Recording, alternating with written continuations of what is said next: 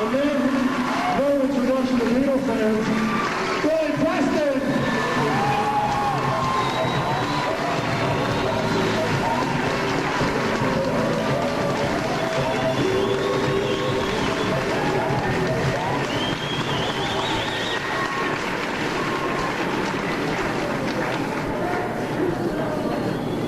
Let's get him up here on stage. Ladies and gentlemen, Billy Preston!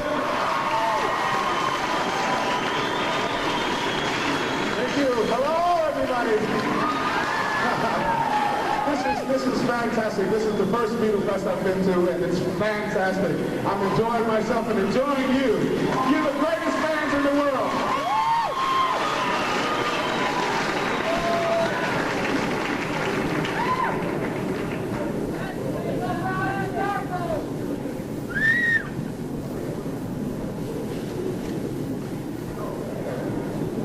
So what are we doing here? Answers and questions or what is it? What would you like to know?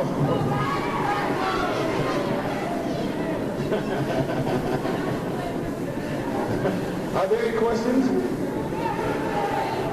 Do it this way. And I'm going to come out here out front, and I will get the microphone, so if you want to ask Billy some questions, we can get you on the mic so everybody can hear them. Does that sound good? Yeah. You ready? We're going to be playing later on tonight, so you all stick around and we're going to rock and roll a little bit, all right?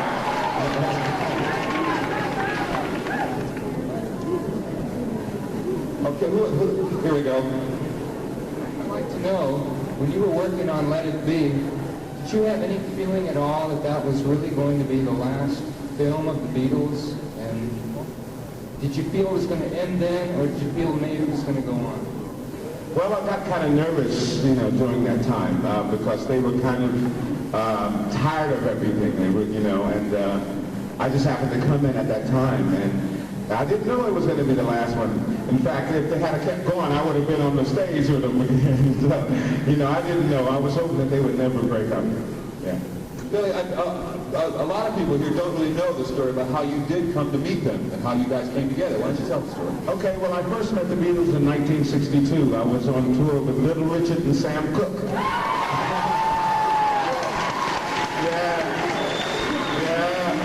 It was great because they had a lot of bands over there, Jerry the Pacemakers and, and all of that. But the Beatles were my favorite, all right? I'm telling you.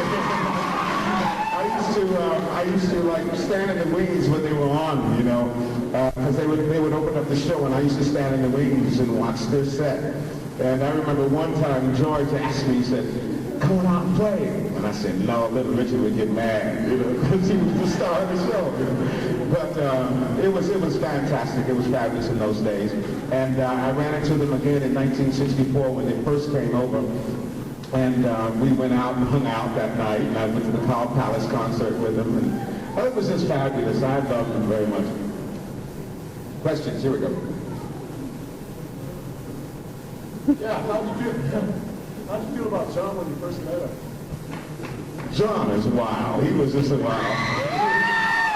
He was good. I mean, he would make me laugh at anything he does. He's a really funny character, man. Witty and quick, He was a lot of fun. If you've got it, why don't you, like, raise your hand if you've got a question. I can come to you, if I can reach you, that is. But it's really good to see you in person. I was wondering if you knew the real thing behind the song, "I've Got a Feeling." It's my favorite song. I thought maybe you know what the song was about. Was it "I've Got a Feeling" about the breakup of the band, or do you know? No, I don't know exactly, but I just imagine it's the feeling inside, just the musical feeling, the loving feeling. That's what I would get from it. Yeah. Here we go. And, How did you feel when you played with the Beatles? how'd you feel when you were playing with the Beatles? Playing with them? I felt great. I really did. It was so exciting. There was nothing like seeing them all together. It was like a glow was always on them, and it was just always exciting, when they were together. Are the Beatles pretty much the same way in movies as they are in real life? Yeah, they're just really natural characters, I mean, there was nothing phony about them at all. They were really just down-to-earth people. One question might be, you played with a lot of people in your life, and you've done pretty well yourself, but everybody knows that they're on a plateau by themselves. Did that have any effect with playing in the studio with with people that were that big? Did it change you or affect your confidence at all when you were playing with them? No, it didn't. It was, in fact, an honor, for them to ask me to play. I didn't ask them, but they asked me to play with them. And I felt like that was a great honor, and it's something like people say, well, do you ever get tired of people saying you're the fifth Beatle, you've always been with the Beatles? I said, no. I'm proud of it. It was a part of my life, and I'm very happy about it, and I'll never get tired of talking about it. Somebody else have one? Have you seen George Harrison recently? I saw George last year. I was over at his house and we stayed for about 3 days with him in the studio recording and playing, walking through the garden. He's a gardener now, by the way. I read stories that he is giving up music. Is that true? He's not going to sing? No, he loves music, he always will, but he hates the business part of it, it's such a hectic thing, you know what I mean? Can't blame you. Here you go. What's George like in person? Oh, George is a sweetheart. He's really nice. He's a really nice guy. How are we doing? Any questions right here? You're going to have to come to me a little bit. Say, Billy, how many songs were you on with the Beatles? What songs did you record with them? Oh, God, I can't remember all of them. I was on the White Album and the Abbey Road album. Something in the Way She Moves. Oh, God. So many of them, I can't even get it down. During the White Album, that was pretty well known as the album. A lot of fighting was going on. Pressure. Did you get involved in any of that? Did you see it? No, I didn't do any fighting. No, I don't think about the fighting, but I mean, were you witness to any of the pressure that was going on or any of the problems they were having then? Yeah, I remember one time when Alan Klein came to a session and kind of stopped everything and Paul threw him out. Nice.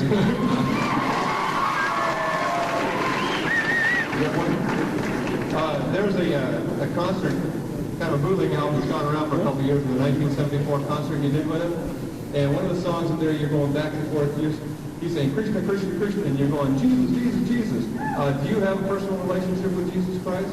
Oh, yes, I do. I'm a Christian. I'm a definite Christian. Yes, everybody. Yes, everybody. But I know that the time you were talking about, because I was at George's house, and he bought me a Hammond organ, for his house. And I was in his little temple, and I was playing the organ. I was playing My Sweet Lord. And one of the Christian people came in and sat down at the altar, and started doing this thing. So, I was saying, oh, my Lord. He was like, Hare Krishna, we had service. Any other questions around here? Over here. Okay, got it.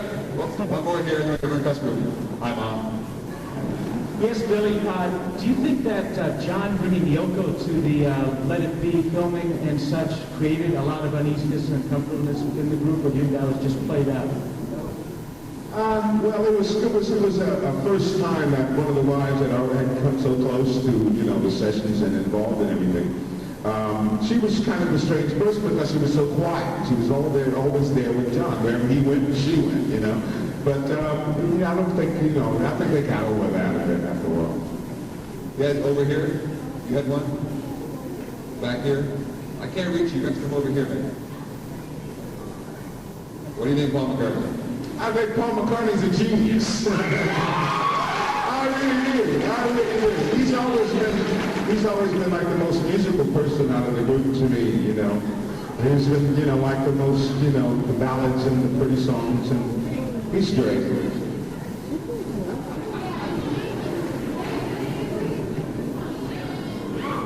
Here we go. Well, Jesus is Jesus and Krishna is Krishna, and they're all the same. Is that right or not?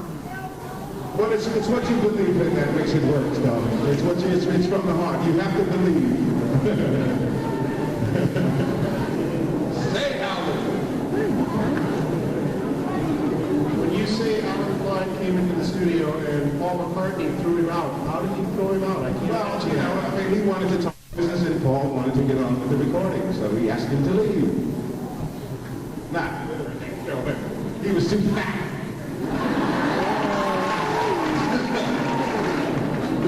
Paul didn't care about Alan a whole hell of a lot. He was it something about he didn't want to give him 20%, the rest did or something. Here we go.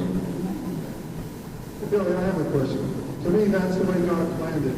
It's a real classic song. And I know there were a lot of superstars on that session. Yeah, that session was great. Because I was like living in London for like 6 months out of the year. And when I recorded that album, George said he was going to invite some of his buddies down to the session to play with me. And at that time, I didn't know who Eric Clapton was, you know. Or Ginger Baker, you know, and Keith Richards played the bass on that session.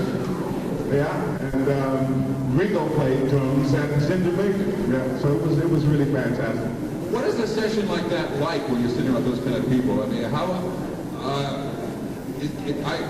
I can't even imagine what it would be like to sit down with people like that and just play and feed off each other. What goes on in a session like that? If you can try to relate that to us. Well, it's just a lot of fun, you know, because everybody plays at each other, you know. You sit there with it, you look at it, and you give him a little lick, and he gives you one back, you know. So it's like, you know, it's really a team effort, and it's a lot of fun, you know. It's inspiring.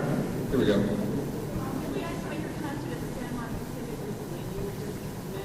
Thank you very much.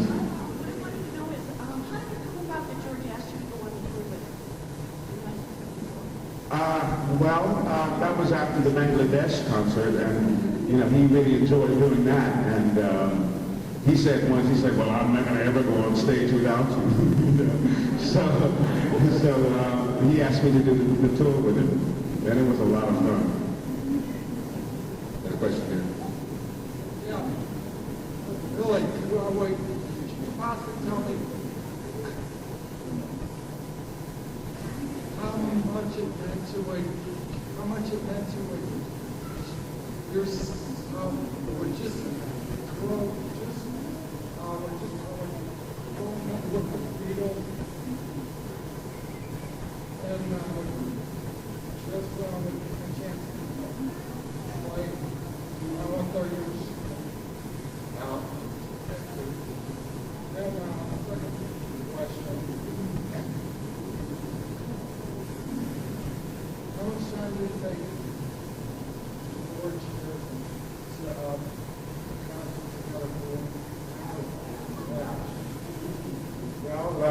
Your second question in Bangladesh. It took him a little while because he wanted to get all of his friends, you know, to be on it, and everybody was doing concerts themselves at the time, so we had to find a time that everybody could make it, and so it took a little while to put that together.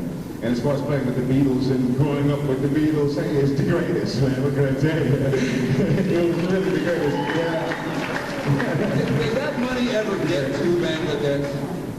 Some of it, yes. Some of it. Here you go. Do you know why John wasn't at Bangladesh? No, I don't. No, I don't know why he wasn't there. Here you go. You know if George has any more plans with Monty Python? I'm sure he does. I'm sure he does. He loves Monty Python. Did you play keyboards for Revolution? No. Here you go. I wanted to know what was it like meeting President Ford with the rest of the band? Big pardon? What was it like meeting President Ford with the rest of the band? Oh, it was great because that was the first time any rock and roll artist had ever went to the White House, you know, and it was a thrill going to that place. It was fantastic. Did you play anything there at all? Yeah, I did. We went through the ballroom. They were giving us a tour. We went through the ballroom and there was a piano there, right? So naturally jumped on there, you know. Everybody gathered around, Robbie and everybody. We sang a little bit. Or didn't drip on your foot or anything like that? There we go. Next. What was your first impression when you first met the Beatles? My first impression, I thought they were different from all the other bands, you know, because like I said, there was a lot of groups over there, you know, and all the other guys were doing steps and stuff, you know, and they were different, you know, they all just did their own thing, and they had these boots at the time with no heel on them, you know, suede boots, and you know, and they were, you know, just different, and I always liked it. Here we go. Next.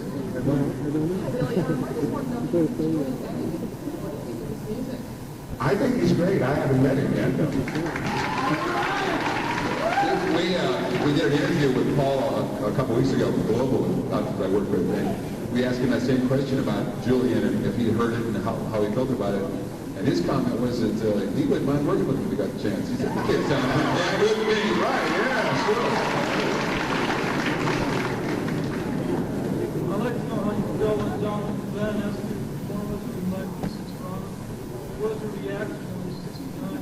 wasn't on the live piece at Toronto. I did some of the first Plastic Ono band stuff.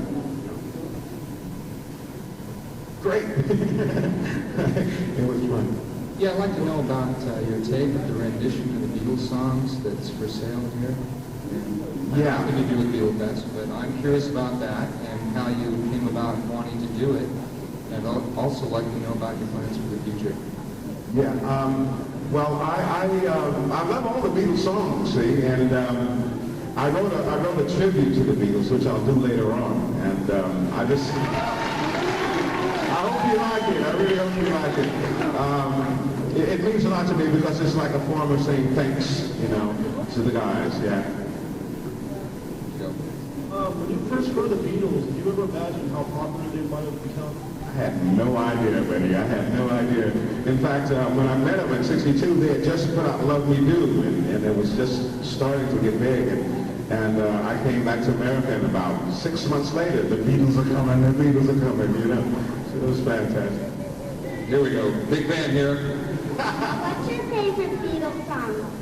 Oh, my favorite. Good question. Good question. Let It Be as well.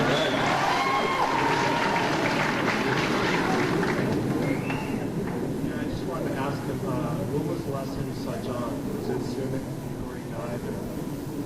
Well, the last time I saw John was in New York after one of the award shows, and David Bowie and myself and Yoko and John, we were all together. We went over to his house, and we sat around in the kitchen talking, you know, and I got bored in the kitchen, you know, and he had in his living room, he had these mannequins, you know, sitting up on the couch like there was a party going on.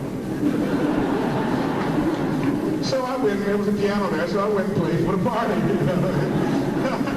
But we had a great time. What would they be talking about in a party? Like we all have, you know, we have our parties. What do they talk about in their parties? Well, they talk about music, you know, they talk about the businesses and the way it's going, you know, and what they're doing with their lives. I want to know, when you started to cover songs, how to go back. I realized that I started to cover them. Did you do the arrangement for your back? Yes, it was my arrangement, and I was asked to do that by a friend of mine. I used to go horseback riding with years ago, and he was working for Robert Stigwood at the time, and I was playing, I think it was the Rossi Theater on Sunset, and when he was passing by, he came in and he said, "Hey, you'd be great for Sergeant Pepper." I said, "Okay, great, I'll do it." And I filmed my part after the whole film was done, so I didn't really know what the film was like, you know, and but it was fun doing it, flying off the roof and everything. Are you going to get back tonight? Are you going to do your arrangement and get back? Yes. Yes, I'm going to do it tonight. If you don't, you're not getting out of here alive. I was wondering, yeah, Ringo Starr. You know that maybe a hard day's night, how he always had bad luck, like he threw the dart and killed the bird, set his glass down and it broke. Is his luck really like that in real life? No. Ringo was very lucky, in fact. You know, he's a great cat. No, there's nothing like that. Here we go. Next. Hi, Billy. I just wanted to ask you, you know, your style, you know, you have like your own style when you play the piano, and I was just wondering, like, is there any, you know, one of the Beatles that you like, you know, you felt closest or, you know, to as far as the rest of them? As far as style goes, you know, who could you relate with the most? Well, I related with all of them as far as style goes, but I spent more time with George, which we produced most of the albums together. How are we doing for time, by the way? We doing okay? She said, Let's rock and roll. yeah, let's get to it. That's what I want to do. How about one more question and then we'll do it? Okay, here we go. Yeah, which of the Beatles, in your opinion, was the best songwriter? Oh, they all were. They were all great songwriters in their own right. Thank you very much. I'll see you later on, all right? All right, that's it for Billy Preston. We've got a lot lined up for you tonight. We're not even sure we got the Beatles sound, the right contest.